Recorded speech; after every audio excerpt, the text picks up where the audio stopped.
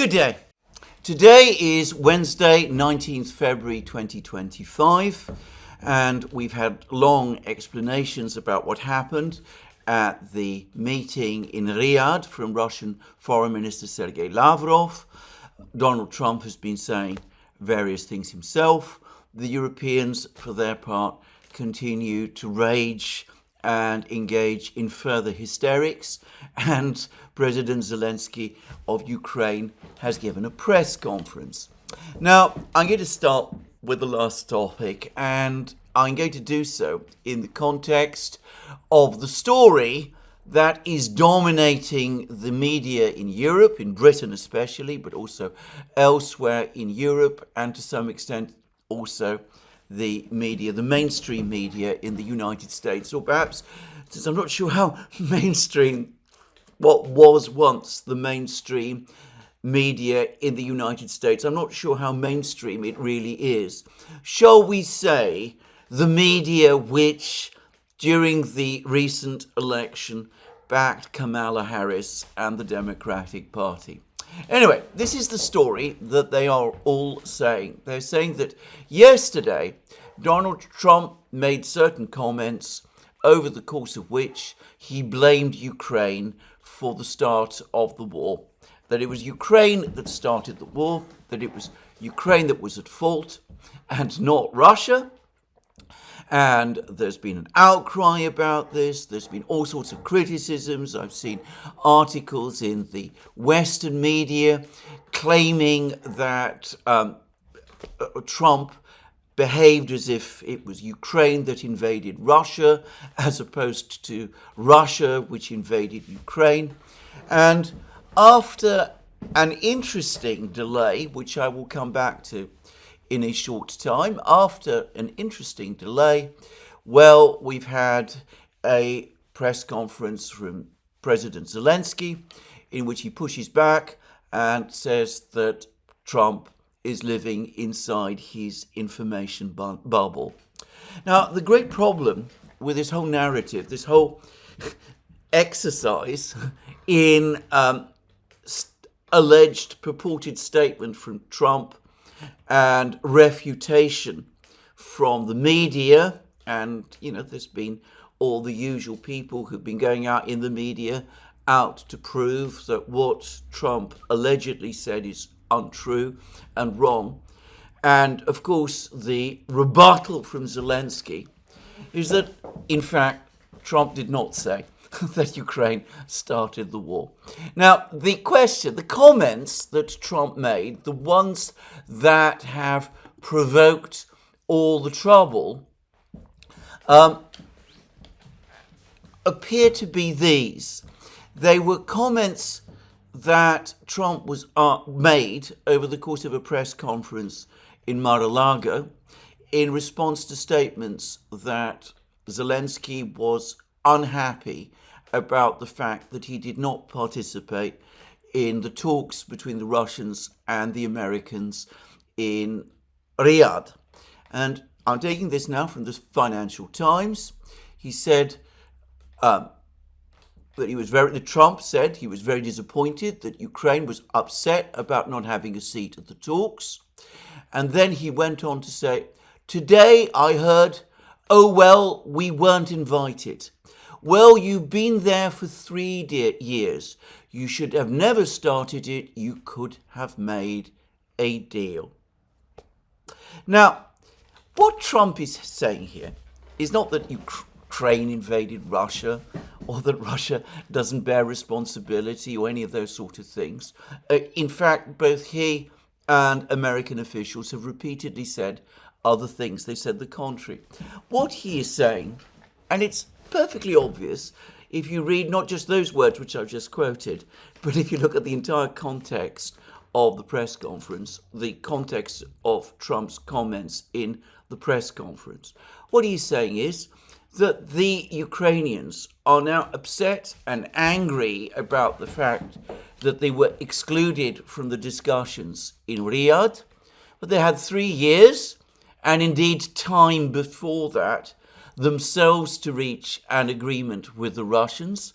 They could have negotiated with the Russians, and they failed to do so. They failed to take proper steps towards achieving peace. Now, that's what Trump is saying, and he's coming back and he's saying that in light of that, for the Ukrainians now to complain that after all that has happened, they're not party to the talks, well, it's pretty rich. Now, he's right. I think this is a point that people in the West, in Europe especially, governments in Europe, media outlets in Europe, persist in refusing to acknowledge. In 2014, in September 2014, there was an initial ceasefire deal between the Donbass militias and Ukraine.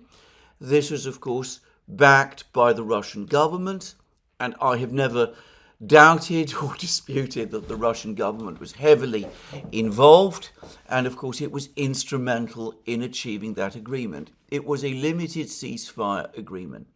Then in February 2015, after another failed Ukrainian offensive and a Ukrainian defeat in Debaltsevo, and after negotiations, secret negotiations between Merkel and Putin in Moscow, Merkel flew to Moscow, met Putin. They spoke without interpreters. Putin, of course, speaks German. Merkel speaks Russian.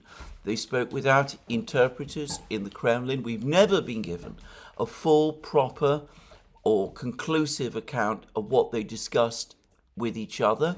People today are furious and angry that Donald Trump is speaking to Putin, but he's provided detailed accounts of the conversation. The Russians have provided a readout. A stenographic record was kept. Russian and American negotiators met in Riyadh. Everything took place openly and above board. You cannot say that about the discussions between Merkel and Putin, which took place in Moscow in February 2015. But of course, no one talks about that now. Nobody even mentions that that conversation between Merkel and Putin took place. Anyway, following that conversation, Merkel, Putin, Lukashenko, Hollande, Poroshenko, the then president of Ukraine, the Donbass militias all met in Minsk, and there was an agreement signed there which set out a pathway towards settlement of the conflict and peace. And despite much anger and many misgivings and a certain amount of criticism from the West, that agreement, the Minsk agreement, was then taken by the Russians a few days later to the UN Security Council. The Russians presented it as the pathway forward towards peace, and the Americans, the British, and the French, the three Western powers with veto rights on the UN Security Council, and of course the Ukrainians themselves, they all supported the Minsk agreement at that meeting in the Security Council, as well as the Leaders' Declaration, the one agreed by Ukraine, Russia, France and Germany, which also accompanied the Minsk agreement. And that Minsk agreement was endorsed by the UN Security Council. It became a document of the UN Security Council attached by way of an annex to a UN Security Council resolution, and the Russians say, and I agree, that thereby it became part of international law. And then, of course, after that, it was never implemented. And we've had now statements from the Ukrainians, from President Poroshenko of Ukraine, from confirming that he never intended to implement the Minsk agreement. The Ukrainians have said quite openly that they never intended to implement the Minsk agreement. David Lammy and John Healey, the British foreign and defence ministers, have recently published a article in the Daily Telegraph, a joint article in the Daily Telegraph in which they trash the Minsk agreement, saying that it was the product of weakness and division. And we've had interviews, a succession of interviews by Angela Merkel and by Francois Hollande, of which a generous take would be, and I am being very generous to both of them, that they knew perfectly well that the Ukrainians were not implementing the Minsk agreement, which Germany and France brokered, and which Germany and France, namely Merkel and Hollande, apparently told the Russians Germany and France would guarantee. Anyway, apparently Merkel and Hollande, the French and the Germans, knew that the Ukrainians were not implementing the Minsk agreement, something which, of course, was completely obvious to everyone. And they did nothing about it. They, in effect, colluded with the Ukrainian sabotage of the Minsk agreement. And then, a short time later, a couple of years later, there was an election in Ukraine. Zelensky himself was a candidate. He was overwhelmingly elected by the Ukrainian people, and he was elected on a promise to implement the Minsk agreement, and he didn't do so. Now, had the Minsk agreement been implemented, Donbass, the Donetsk and Lugansk People's Republics, would have been reintegrated into Ukraine with a certain measure of autonomy. There would have been some protections for the Russian language and Russian culture inside Ukraine, and the war would not have happened. The Minsk agreement was widely criticized in Russia at the time for being far too generous to Ukraine.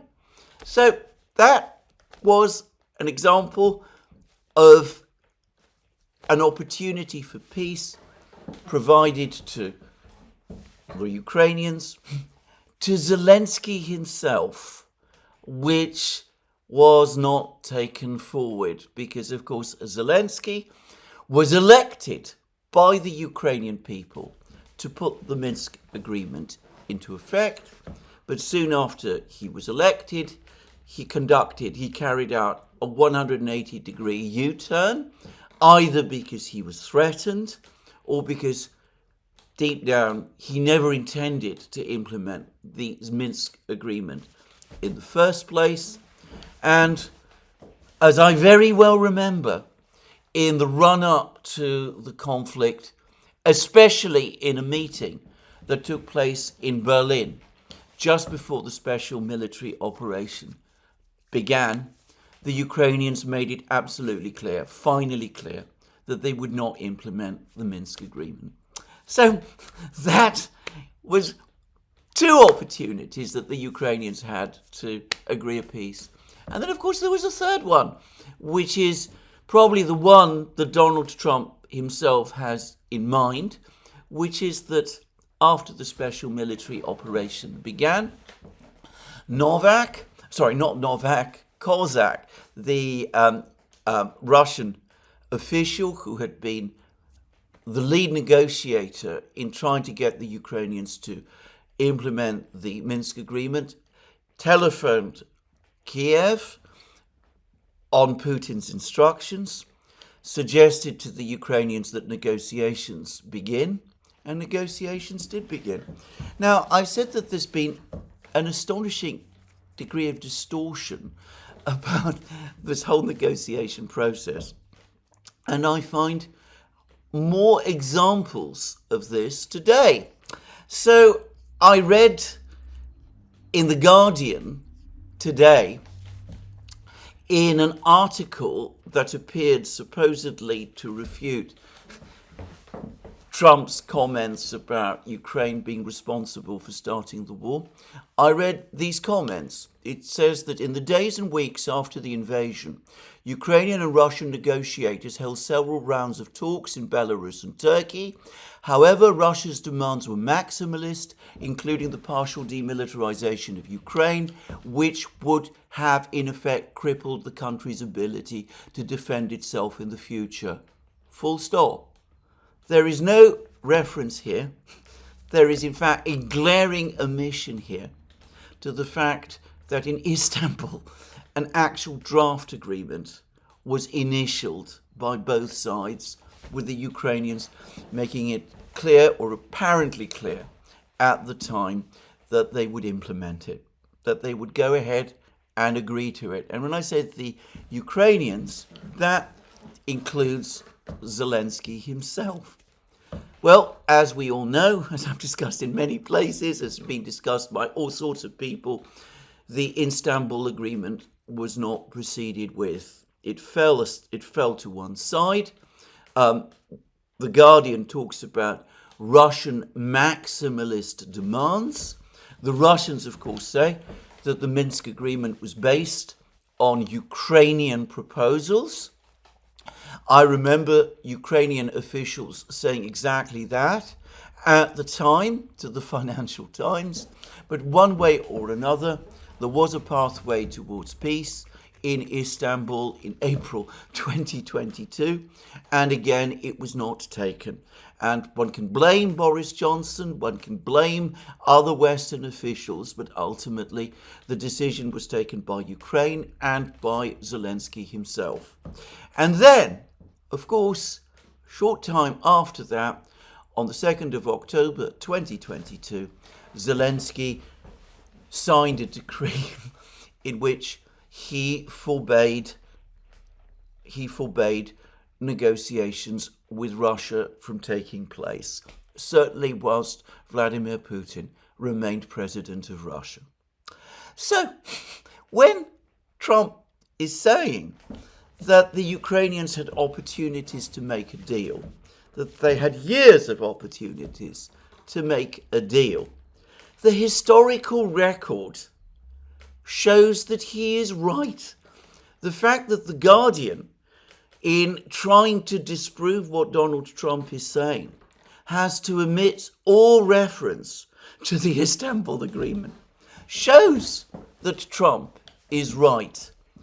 If Trump was wrong, if he was wrong, for example, about the Istanbul Agreement, then surely The Guardian would mention it. Just saying. So there we go. A whole line of opportunities, a whole catalogue, cascade of opportunities for the Ukrainians, and by the way, for the Europeans, and for the United States too, it must be said. All of them had a whole series of opportunities to settle the conflict in Ukraine, to reach terms which, well, they would not have given Ukraine the kind of uniculture, monoculture that historians like Richard Sakwa say have been the objective of the Maidan movement, the Ukrainian nationalist movement all along. They would not have agreed to have a Ukraine where the Ukrainian language had to share some room with the Russian language, where they would have limited all of that. But they would have preserved Ukraine within existing boundaries, minus Crimea, which of course was lost right directly after the start of the Ukraine crisis, following the unconstitutional overthrow of President Yanukovych, which of course all of the media outlets, every single one of the media outlets that I have been reading, manages completely to ignore that unconstitutional overthrow. In breach, by the way, of another agreement, also brokered by Germany and France and Poland as well, that unconstitutional overthrow, which in a sense was the start of the whole crisis. Well, there it is. So, needless to say, as I said, Trump wasn't assigning blame to any party for the start of the conflict.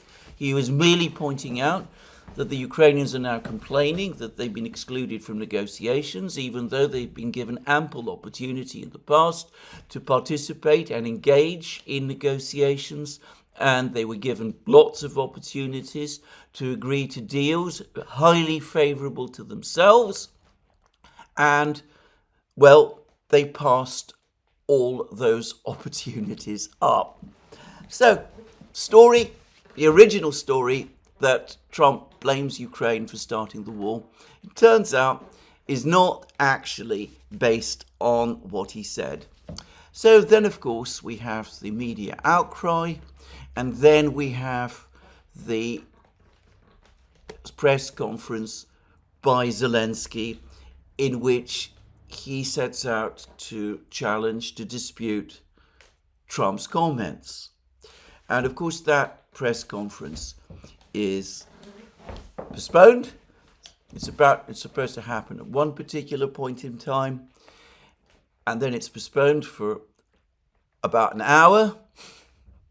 Now, I don't know, and here I'm guessing, and not even guessing because I'm guessing about things I don't know about, but could it be that as this whole story about Trump blaming Ukraine has spread across the European media, clearly, by the way, in my opinion, intentionally, somebody has been intentionally spreading it. Well, could it be that whoever that was made sure in that hour, and perhaps in the hours before, that Zelensky was very carefully briefed about what he should say over the course of that news conference? Well, I don't know.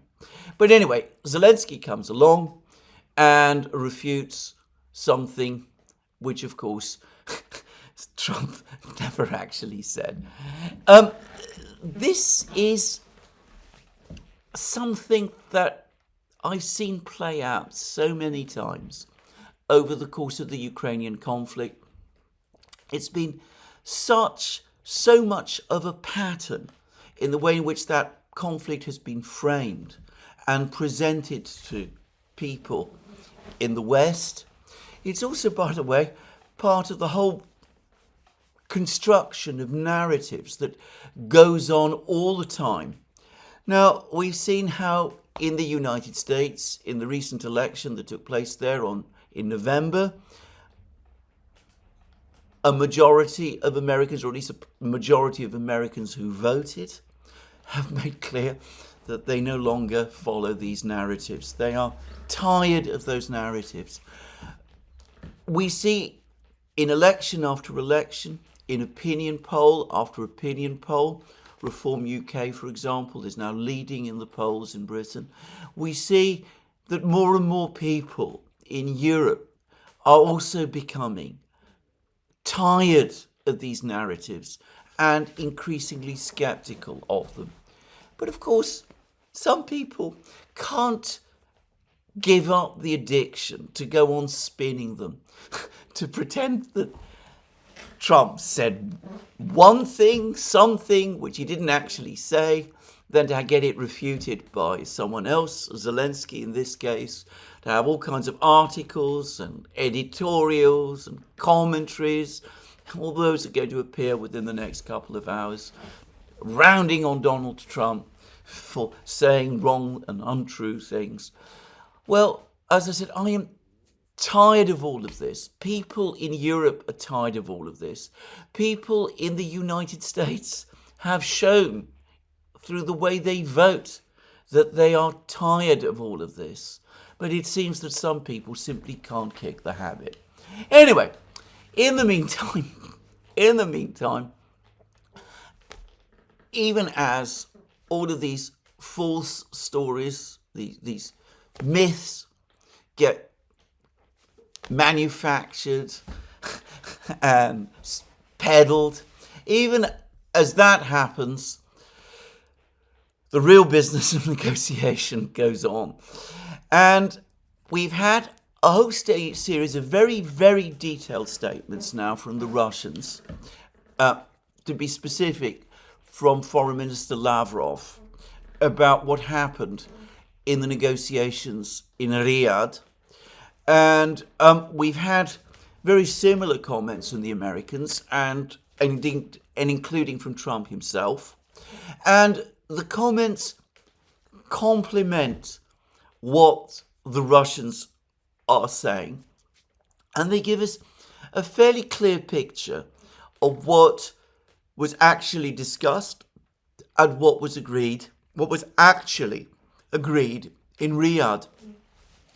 And here I'm going to say something else, which is that it might be difficult to see this, given all the anger and hysteria and finger pointing and criticism and false narratives that are appearing all over the place. But actually, when you actually look at it, not a great deal was actually agreed in Riyadh. What was agreed was important, but it doesn't, in fact, fundamentally change the position of the parties with respect to Ukraine. And far from being close to a point where an agreement has been reached, and far from being at a point when the Americans and the Russians have come to an agreement, we are actually still very far from that point. Now, let's see what Lavrov said. Now, he gave a press conference, a very lengthy press conference, when directly after the meeting in Riyadh, and after, by the way, he had a 1-hour conversation with MBS, the Prime Minister and Crown Prince and de facto ruler of Saudi Arabia, which I will touch on shortly. But over the course of that press conference, Lavrov gave us some fairly interesting points about what had actually been touched on. And this is what he said. And I'm going to read parts of this news conference at some length. He says, at the commencement of the discussion, these are Lavrov's words, US Secretary of State Marco Rubio underscored the fundamental importance of each nation, that is to say, the United States and Russia, being guided by its national interests in international relations. That is, of course, exactly in line with what Rubio said in that interview to Megyn Kelly that I talked about at length in an earlier program. We fully concur with this, along with the understanding that these national interests will not always coincide. However, when they diverge, it is essential to manage these differences, not leave them to chance, and certainly not incite confrontations, whether military or otherwise. Where national interests overlap, every effort should be made to harness these areas and undertake mutually advantageous projects in the geopolitical and economic realms. And then Lavrov went on to say that the meeting was fruitful, that each side listened but also understood each other.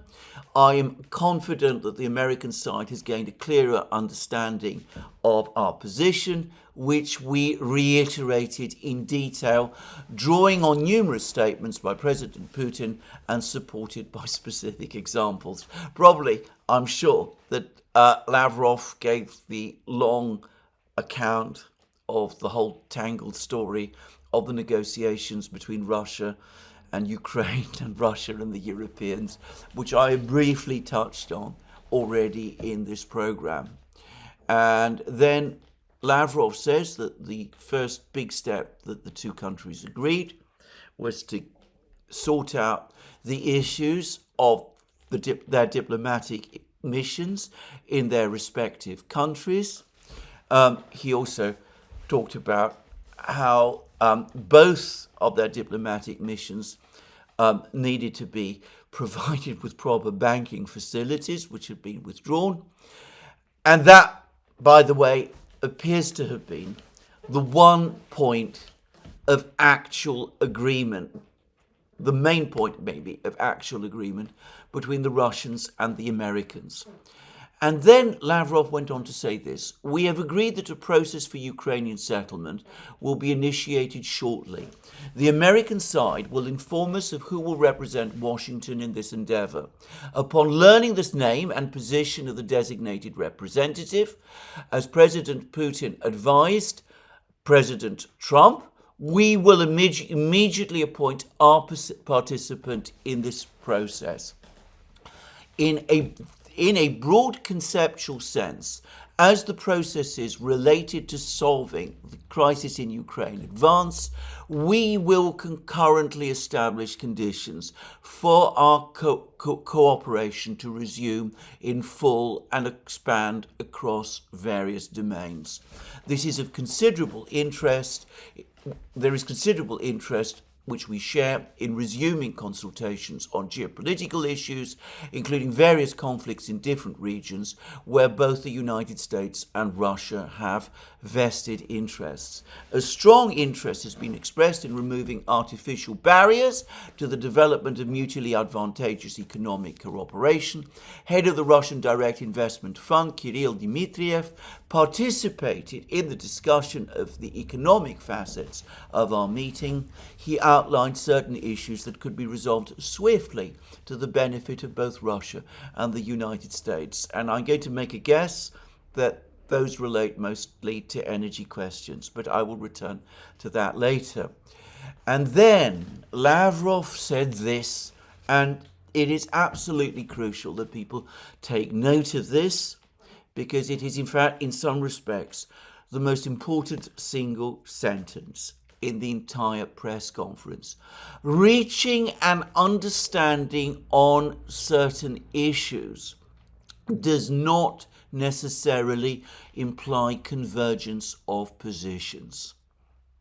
In other words, the Russians and the Americans might understand each other better, but that doesn't mean that they necessarily agree. And that obviously relates mostly to the conflict in Ukraine. He said, I mentioned earlier, we have reached a practical agreement to resolve once and for all the issue of proper functioning of our respective diplomatic missions. With regard to Ukraine, we came to an agreement that the Americans will appoint their representative, we will reciprocate, and further regular consultations will follow. And that's it. That is what the two sides agreed with each other in Istanbul. In Riyadh. There will be steps to unblock the work of the American embassy in Moscow and of the Russian embassy in Washington. Ambassadors will be appointed. Neither side at the moment has an ambassador in either country. The Americans will then appoint a high representative to discuss with the Russians all issues related to Ukraine.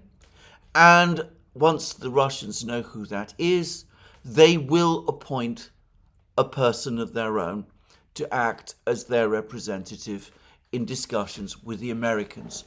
Now, I ought to say that the Kremlin, responding to all of Zelensky's complaints about how he has been excluded from the negotiations, from the discussions, have pointedly asked, Peskov, Putin's spokesman, has pointedly asked, well, if Zelensky really does want to be involved in negotiations, why doesn't he appoint a representative as well?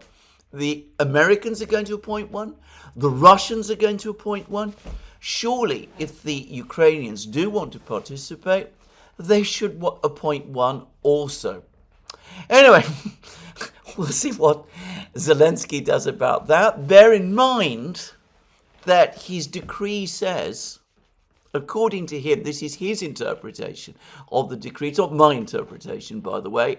My interpretation of his 2nd October 2022 decree is that no one, including Zelensky, is authorized from Ukraine to have any dealings with the Russians at all.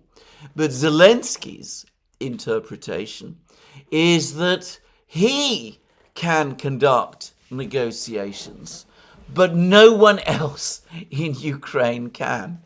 So perhaps Zelensky intends to appoint himself as the lead negotiator for Ukraine. That would be logical, according to his own take on what his decree says. Or perhaps given that he does supposedly have another job, which is to run Ukraine, just saying, maybe he's going to rescind his decree, or attempt to.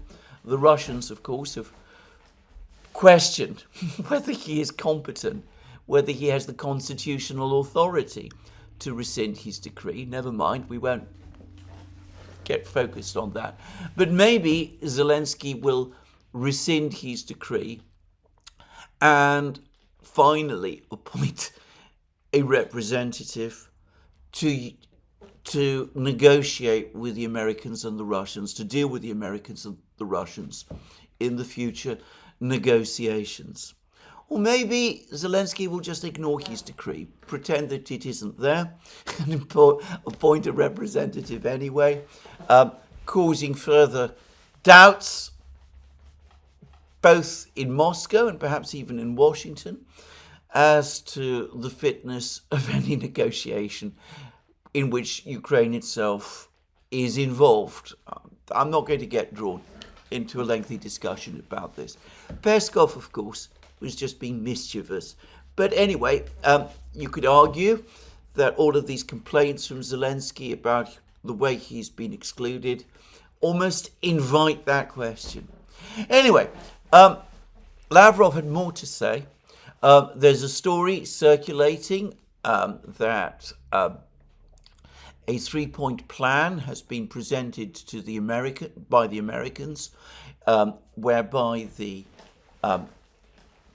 there is first a ceasefire, then there is negotiations, and then there is a settlement. Lavrov was asked about that. He said that he asked Rubio and Waltz and Werdgoff about this plan. Lavrov said also, incidentally and interestingly, that he learnt or heard about this plan from a tweet of Radek Sikorski's, the Polish foreign minister. Anyway, according to Lavrov, I asked, and these are his words, I asked Secretary Rubio and Michael Waltz about it, and they said it was a false report. So the report about this American plan, which is, by the way, clearly the Strana plan. This is the plan that we'd heard so much about and which I've discussed at such length before, the one that appeared in the Ukrainian newspaper Strana, which was refloated about 10 days ago in the Daily Mail.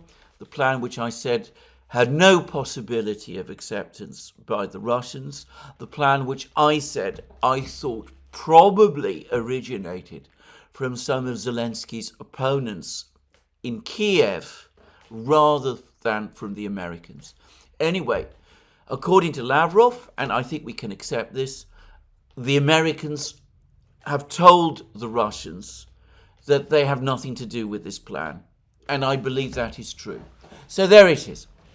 Now, Lavrov was then asked about the question of deployment of peacekeepers from Europe, from Britain and France and Germany and all of that. And his comments about this were crushing. And this is what he had to say. I mentioned the floating information about the Americans asking questions to the EU in order to better understand EU plans and to find out what the Americans can do to help or get involved otherwise. I'm going to say something actually about this questionnaire that is supposedly floating around Europe and which the Americans have presented to the Europeans, asking the Europeans to come up with their ideas and what the Europeans can put on the table in any future negotiations. I think that this is intended to do the same thing as that ferocious deal that the Americans presented to Zelensky over mineral rights. The deal over the mineral rights was intended to impress the Ukrainians with the fact that the United States has provided Ukraine with a huge amount of financial and economic support extending back many years. Trump puts a figure of $350 billion on it. There are claims, by the way, in the European media and the British media that the American contribution is only $114 billion and that the EU states in aggregate have provided more, around $130 billion. I suspect that Donald Trump's figures here, which I suspect he's getting from Elon Musk, are closer to the truth. And I'm also going to say that whereas the figures that you see in the media appear to cover only the period of the special military operation, I suspect that Trump is talking about all of the financial and economic assistance that Ukraine has received from the United States, going all the way back to the 2014 crisis and perhaps beyond, maybe all the way back to the Orange Revolution of 2004 and perhaps before even that. Just saying. But anyway, I think that just as the proposal on the minerals that Ukraine basically give the United States unrestricted rights to half of Ukraine's mineral wealth and liens on whatever income streams Ukraine receives from other sources. I think that that proposal was intended to impress on the Ukrainians the extent of the support they had received from the United States over the previous years or decades, and Ukraine's complete inability to pay it all back. I think that the purpose of this questionnaire that is apparently floating around Europe is to demonstrate to the Europeans themselves their inability to put anything effective on the table, either in terms of military support for Ukraine or diplomatic support or guarantees or indeed anything. So I think that's what the purpose of that questionnaire actually is. Anyway, Lavrov then goes on to say, I also said that the Americans are interested in knowing which particular countries are willing to provide armed peacekeeping contingents after the conflict gets settled or an agreement is reached. Clearly, this question is addressed to EU members. We let our dialogue partners know. In other words, Lavrov and Ushakov and Dmitriev said to Rubio, Waltz and Witkoff that we took note of President Trump being the first Western leader to clearly state on several occasions that pulling Ukraine into NATO was one of the main reasons for what is happening now, and that this was one of the biggest mistakes committed by Biden and his administration, and that if Trump were president, this would have never happened. In this regard, we were clear with our counterparts, in other words, Rubio, Waltz, and Witkoff, that President Putin has repeatedly emphasized that NATO expansion and absorption of Ukraine was a direct threat to the interests of Russia and our sovereignty. Considering this, the troops from NATO countries in Ukraine under a foreign flag, an EU flag, or any national flags does not change anything in this regard. This is unacceptable. So Lavrov, over the course of the discussions in Riyadh, said what we've been saying on the Duran for weeks, what I've been saying repeatedly in program after program on this channel, that any idea of deploying European forces to Ukraine at any point, be it now while the war is ongoing or after some kind of a peace agreement, in any form, in any capacity, is completely unacceptable to the Russians. Now, I would quickly add that if we go back to the April 2022 peace agreement, that agreement made no reference to peacekeeping forces being deployed in Ukraine, and it also said that the guarantor states, of which one was to be Russia, would have a right of veto over any foreign troop deployments in Ukraine. So the Russians, in effect, at that time, to the Ukrainians insisted that there could be no troops from NATO countries, or indeed any countries, in Ukraine without Russia's agreement.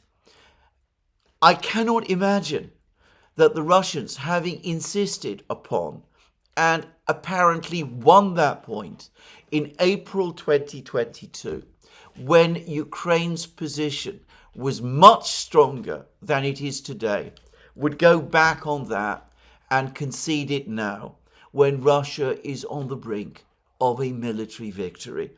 So I do not understand why this topic continues to be discussed.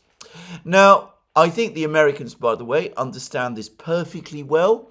As I said previously, I think the real purpose of the questionnaire was to expose the fact that the Western powers are not in a position to deploy forces to Ukraine, that they can only send a limited number of forces, and those forces would be in incredible danger if they were ever deployed, because they would be so limited.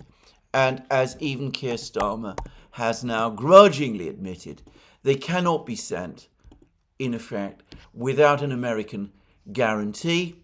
And the Americans have said that there is not going to be an American guarantee. To me, all of this is completely obvious, and it's incredible to understand that this is still not accepted, and that this talk about sending European troops to Ukraine continues to come from the French, from Macron, but most especially now from the British. Now, there's been more developments on this front in Britain itself, and they are quite interesting. Firstly, Starmer's government, Keir Starmer's government, as I read today in the British newspapers, is coming up with a new idea.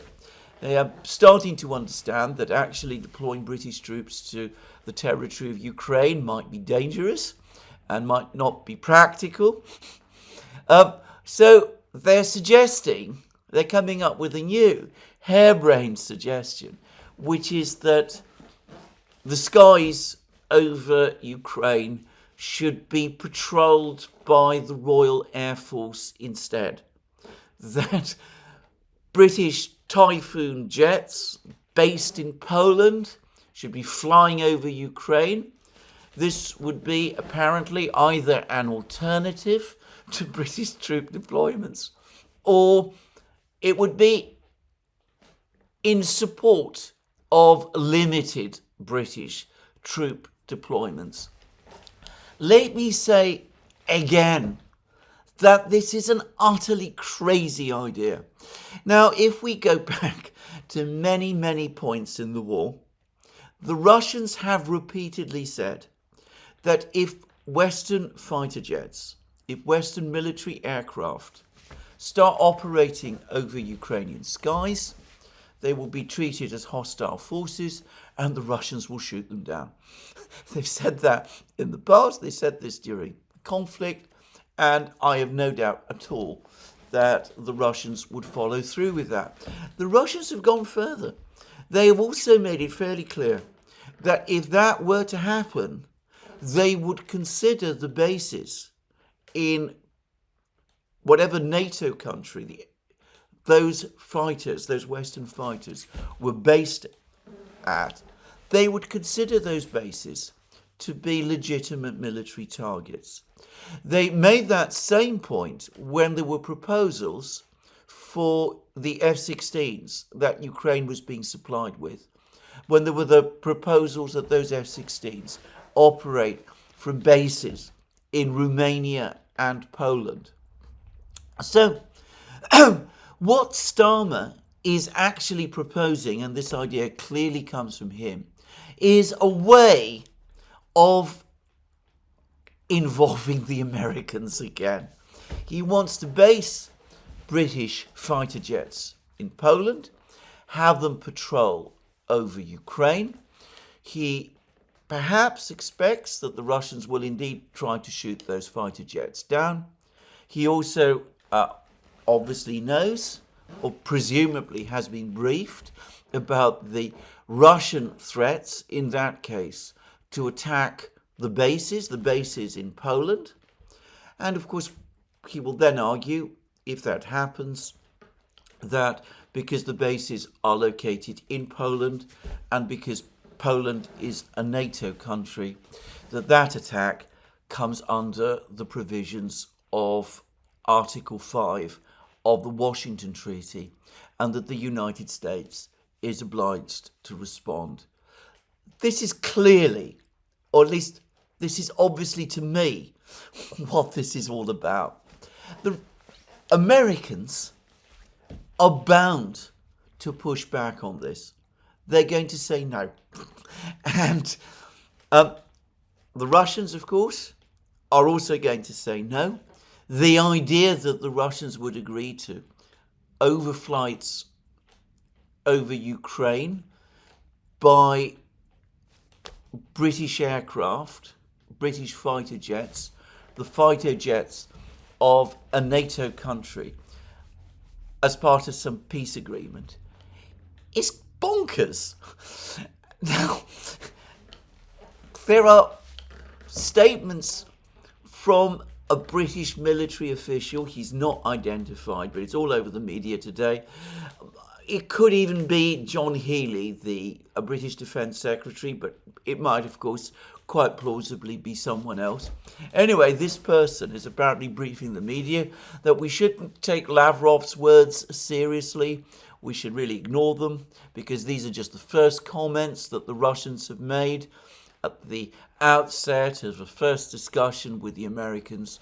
If the agreement is ever reached, well, the Russians might change their minds and they might agree to allow British troops and French troops and British fighter jets to patrol Ukraine.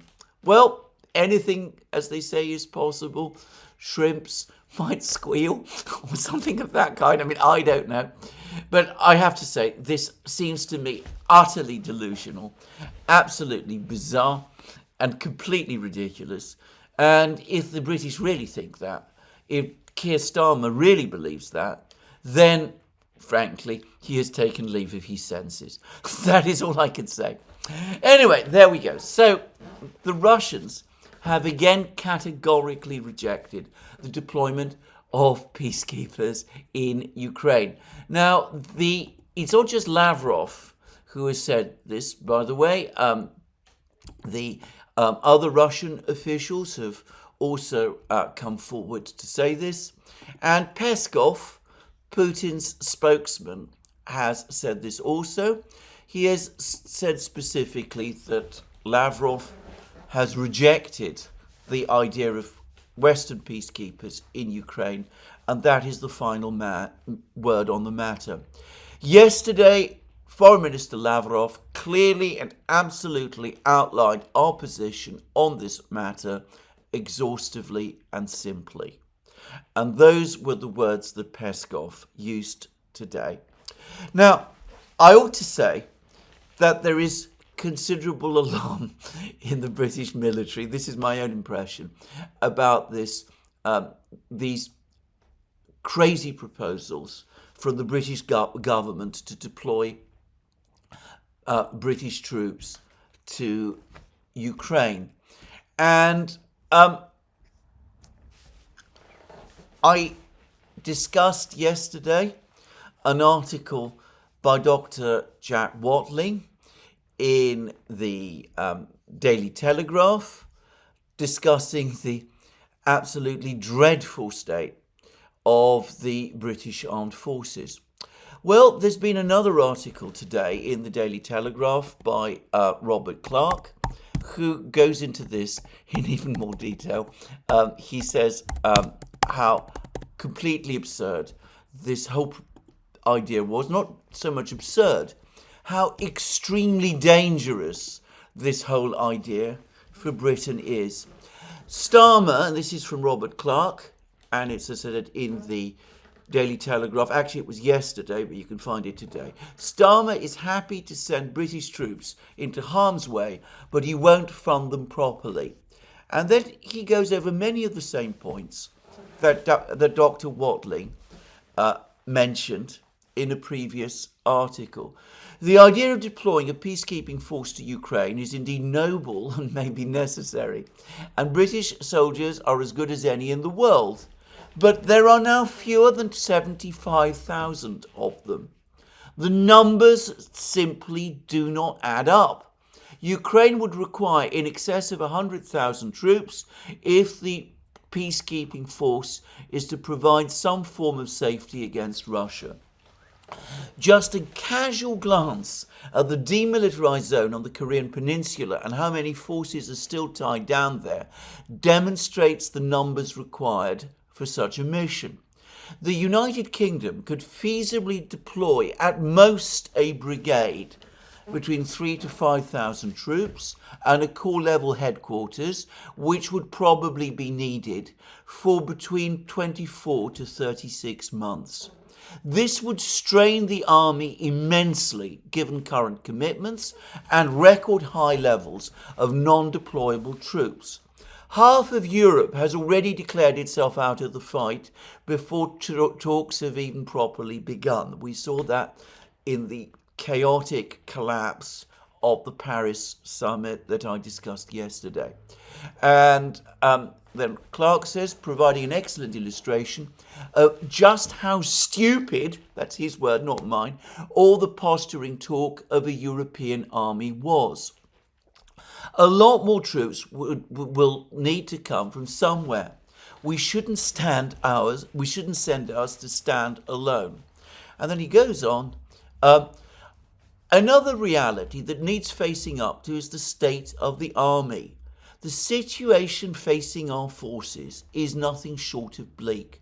Today's younger generation do not want to join up. Even if they do, the recruiting system is broken and many simply give up. The housing is dreadful. Equipment programs are always delayed and over budget and often produce dreadful kit. Often enough, there is no kit at all. Many of our artillery regiments have no weapons and or very little ammunition. Everything having been sent to Ukraine and only a few replacements obtained. An interesting admission, by the way, that most of the artillery has already been sent to Ukraine. That's left the British Army bare, without guns. And of course, all those guns, what did they achieve in Ukraine? They've all been destroyed. Many regiments and battalions are still using obsolete equipment while they wait for new vehicles that should have been delivered long ago. And then he talks about the problems with funding. But of course, the problems with funding, even if they could be addressed, even if it was plausible to address them, cannot happen for years ahead. And he concludes to send British servicemen and women into harm's way, but not be prepared to fund them adequately is shameful. Starmer's government appears bent on lawfare, not warfare, which is, well, I won't talk about the last point that he makes there. But anyway, the whole idea of sending a peacekeeping force to Ukraine is ridiculous. 3,000 to 5,000 British troops. That's probably fewer troops than the Russians deploy to capture a single village. Just saying. I mean, it is absurd to think that the British Army, in the condition that it is in today, can possibly make a significant contribution in any warfighting scenario in Ukraine, which it might have to do if it were deployed there. As I said, I am not familiar with the military situation, the condition of the French military, but I doubt that it is much better. And from what I have heard, the condition of the German military is worse. So, what military force are people talking about? What peacekeeping force are they talking about? The Russians have rejected it.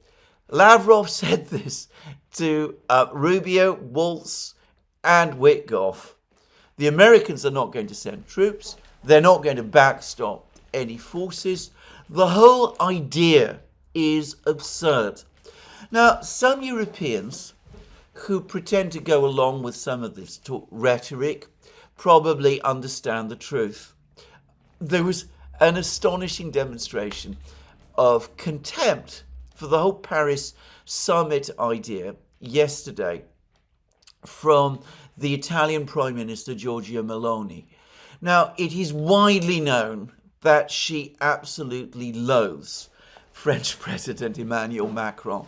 The two can't stand each other. There are ample photos showing the two of them together, and one sees the hostile expressions on the faces of each. But anyway, Meloni made her contempt, her studied contempt for the entire Paris summit utterly obvious when she turned up an hour late in a Maserati, came out in some kind of glamorous white raincoat, obviously looking completely unengaged with the whole process. She knows, as many of the other European leaders know, that everything that has been discussed is complete nonsense. Now, Annalena Baerbock, the German foreign minister, another fervid advocate of prolonging the war, the conflict in Ukraine, she is apparently now saying that after the German election, a package of hundreds of billions of euros will be unveiled.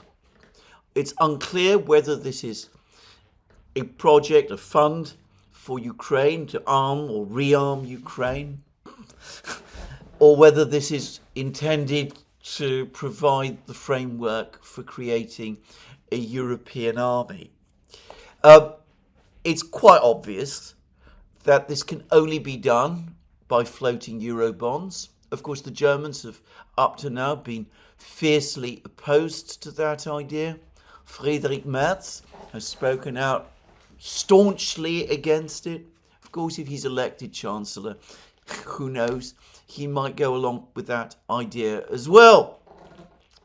But even if funds on this scale are found 700 billion euros, as some people are saying, it's not going to produce weapons in any short framework of time in Europe sufficient to change the situation in Ukraine. Of course, there is strong objection, strong division in Europe itself about whether to spend money for weapons in Europe or whether to buy these weapons from the United States. The Americans will probably insist on the second. But as we have seen, the Americans also are suffering from industrial capacity constraints. As I have discussed in programme after programme, throwing money at a problem is not going to solve the problem. It is simply going to increase the cost. In other words, it is going to throw the money away. Now, since I am on the topic of throwing away money, let me just now address two stories that are floating around the media today. Firstly, we've heard that European Union ambassadors have voted to approve a 16th sanctions package against Russia. And we're told that this sanctions package will target Russian aluminium imports of aluminium from Russia, and also ships of Russia's shadow fleet. Now, on the topic of this sanctions package, I believe this is the 16th sanctions package. The first thing to say is that those who wonder why the ambassadors from Hungary and Slovakia voted for this package, well, I will simply say this. I don't know what happened when the ambassadors met, the EU ambassadors met, but to my knowledge, I know this from Greece, sometimes countries only learn about the fact that they voted for a sanctions package or some other package after the event. Back in, I think it was 2015, shortly after the Tsipras-Syriza government was elected in Greece, they discovered that their ambassador, that Greece had supposedly voted to renew a sanctions package against Russia at the Committee of EU Ambassadors.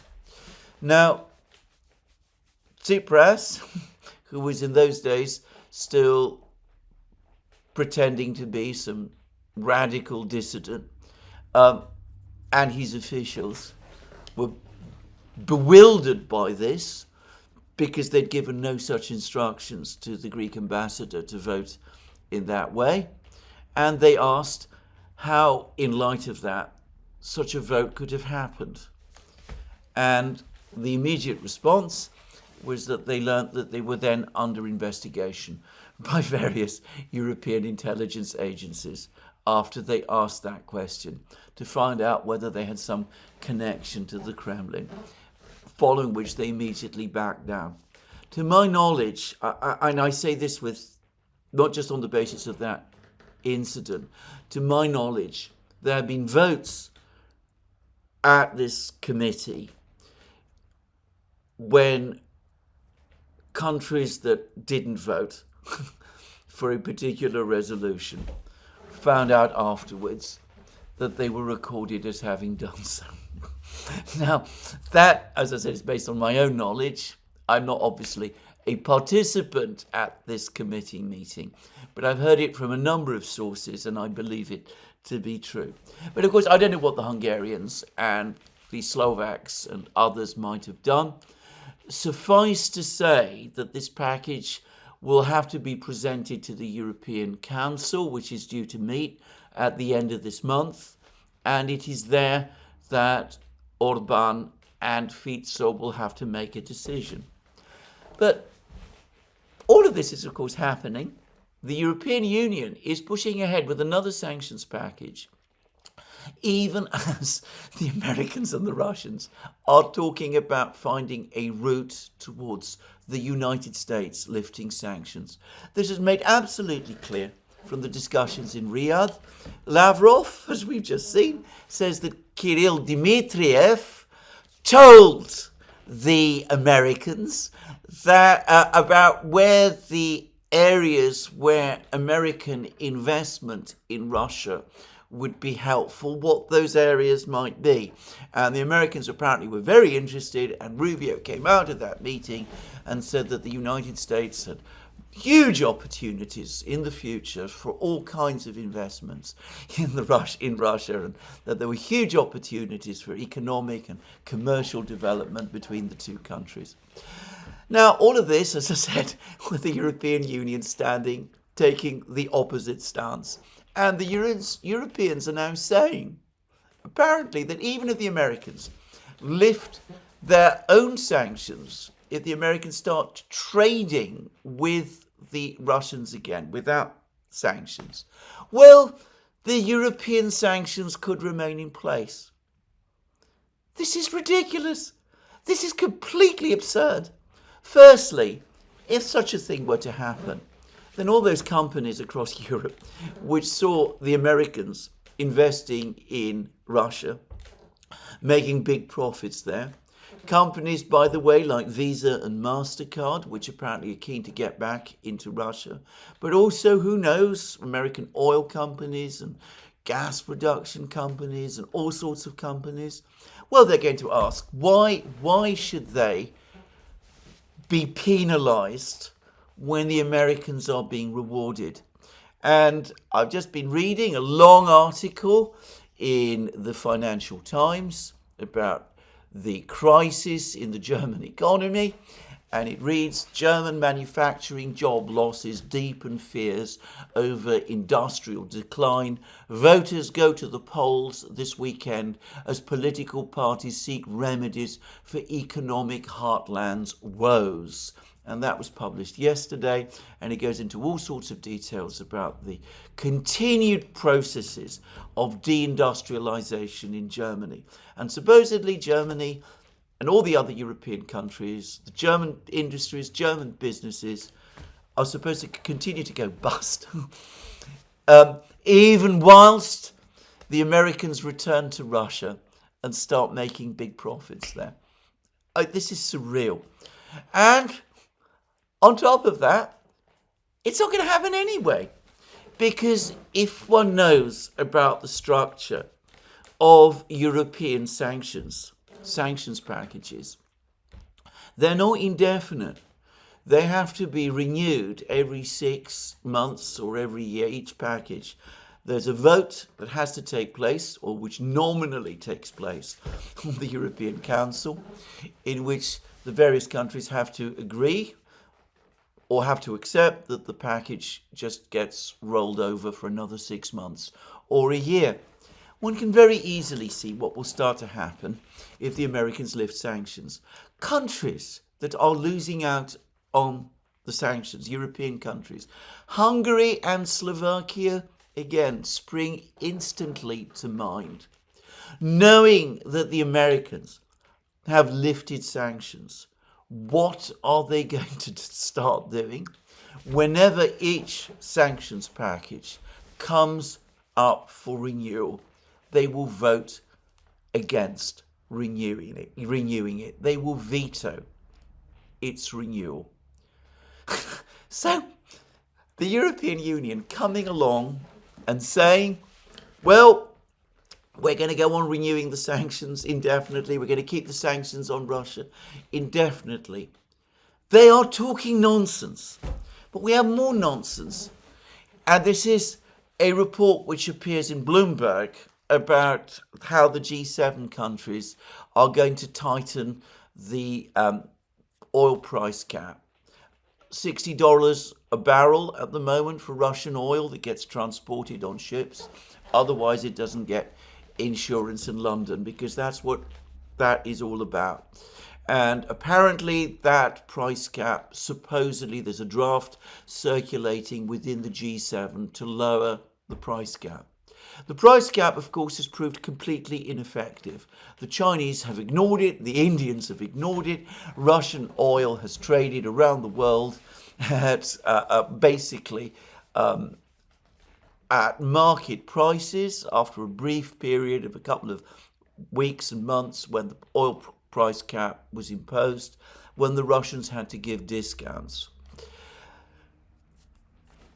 What is going to happen this time if this thing is done all over again? Well, the Russians will probably give more discounts to keep their oil and gas moving. But all of the oil traders, the ship owners, the brokers, all of the people who deal in Russian oil, who learn about this price gap, are people who, of course, also read the news. They know that Putin and Trump have spoken. They know that Lavrov and Rubio have met. They know that there's all this talk from the Americans about lifting the sanctions as soon as possible. They know that the Americans are keen to resume full trading relations with Russia. So what are all these people going to do?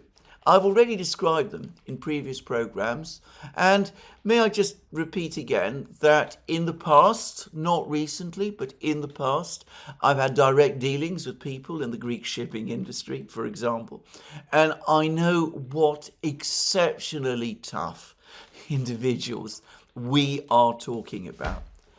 Why would they respect an oil price cap which they will have every reason to believe in a couple of months' time, in a year's time, is going to be lifted?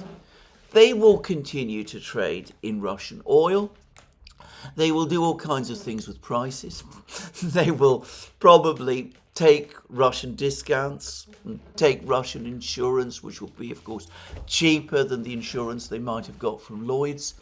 They will launder and sell as third-party agents Russian oil. Of course, that's already happening with Russian liquefied natural gas and with Russian oil that has been exported to Europe from India. There's another article in the Financial Times which admits that energy stocks in Europe have indeed fallen to critical levels, and talks about the temptation presented by the availability of abundant Russian LNG. Just saying. Anyway, all of these tough-minded, ruthless, cynical, profit-oriented people will know all about this. They'll trade and game the system for all it's worth, knowing perfectly well that in a few months' time this price cap is going to be lifted, and they will make themselves rich. They will make themselves even richer than they already are. Why? The leaders of Europe, because this is clearly where this idea now comes from. I think it was probably first floated by the Biden administration in its last weeks. Anyway, the Europeans, who are probably the ones who are keenest with this idea, on this idea at the moment, perhaps Mike Waltz as well. He's sometimes spoken about tightening sanctions on the Russian energy industry. Why all of these people want to do something which is not going to have any significant impact on the Russian economy, but which is going to make already very rich people richer still. I have absolutely no idea. But, we can see that is perhaps what they're going to do. But anyway, let's go back to this business of these hundreds of billions of dollars that the Europeans are going to spend on developing their arms industry. They don't want to buy their arms from the Americans. There might be capacity issues in buying arms from the Americans, just as the extra sanctions on Russia are going to increase aluminium prices in Europe, just as the extra prices on the extra sanctions on the Russian shadow fleet, so-called, are going to increase energy costs around the world, just as this oil price cap idea will simply create more complications in the global energy market and could result in greater problems going forward and higher prices and higher inflation as well. and inflation in Britain and the United States is now rising again. Well, so spending hundreds of billions of dollars on weapons that cannot be produced is only going to increase further the cost of the weapons. To get a sense of how difficult it is to increase production of weapons in Europe, go to the comments that a senior Polish military official has just made. He's just pointed out that despite big efforts by Poland to increase production of ammunition in Poland over the last couple of years, ever since the start of the special military operation, production of ammunition in Poland has not increased. Prices almost certainly have done, but volumes of ammunition have not increased. Well, there it is. If people insist on making inflationary decisions, I don't know what to say about them. There has been, by the way, on this topic, a most interesting meeting in Moscow, looking at the situation with electricity prices in the Baltic states and in Kaliningrad. The meeting was chaired by no less a person than Putin himself, and the keynote speaker was Putin's energy minister, Russia's energy minister, Novak, Alexander Novak. And over the course of that meeting, he discusses the situation with energy, with electricity in the Baltic states. He says that back in the late 1960s, this is during the period of the Soviet Union, the energy systems of Russia, including Kaliningrad, Belarus, Latvia, Lithuania, and Estonia, have operated in a parallel synchronous mode as a unified power grid. And in 2021, a new corresponding agreement was signed between our states, which ensured reliable redundancy and stable operation of the Baltic countries' energy systems as a priority. And then he said that in June 2018, the Baltic states adopted an entirely politicized decision to withdraw from this arrangement. Over this period, a series of technical measures were implemented, culminating on February 8th, 2025, in Lithuania, Latvia, and Estonia disconnecting from the system. This was accompanied by a pompous ceremony in the Lithuanian capital, attended by European Commission President Ursula von der Leyen and the heads of the Baltic states. What do we observe today? As a result of this decoupling from the Russian energy system, wholesale energy prices in the Baltic states have effectively doubled. I said that they'd increased 4 times in my previous video. Novak says that they've doubled, and I believe this is true. Have effectively doubled compared to pre-disconnection levels. Whereas prices previously stood at approximately 100 euros per megawatt, the average over the past 10 days has reached 200 euros per megawatt, peaking at 270 on certain dates. And he says recent reports confirm that Estonia's largest pulp and paper mill has ceased operations due to high energy costs post-disconnection. And then he says that by contrast, in Kaliningrad, they managed to maintain a reliable energy supply. Prices have not been affected. The energy system continues to operate normally with households, industrial facilities, social infrastructure, and utilities receiving uninterrupted power supplies and no price effects observed. This stems directly from Putin's 2014 instruction. Between 2014 and 2020, we, that is to say Russia, conducted and constructed additional energy capacities in the Kaliningrad region 4 major power plants with a total output of 900 megawatts, supplemented by new transmission lines and substations. This effectively doubled the reserve capacity of the region's energy system.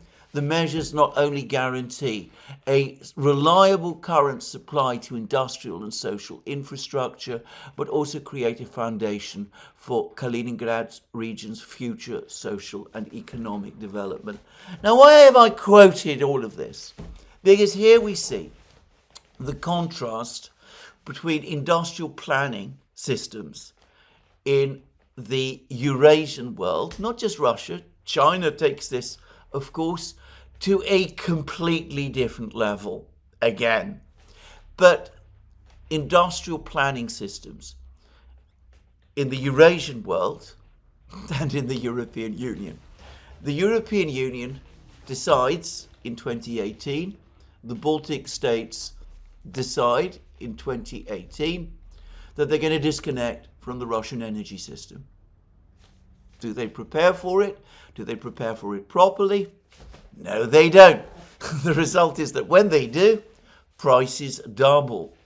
The Russians could see the drift of events, and back in 2014, 4 years before that decision to disconnect by the Europeans and the Baltic states was made, they start building alternative industrial electricity generating plants in Kaliningrad. Now, here I'm going to say straight away that the real purpose, obviously, or at least one of the purposes of disconnecting the Baltic states from the Russian energy grid was to create an energy crisis in Kaliningrad. We've seen that it has not happened. Kaliningrad has the electricity, and it is doing so at stable prices. The Baltic states have seen their prices, their electricity prices, double. This hasn't happened by chance. It's not a fluke. It's not some magic or miracle.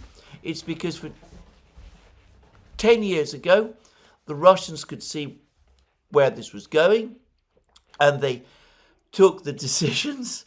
And they not only took the decisions, they did the hard work of actually building the power stations, the transmission lines, they sorting out the alternative energy and electricity systems, so that when the disconnection took place, they were ready.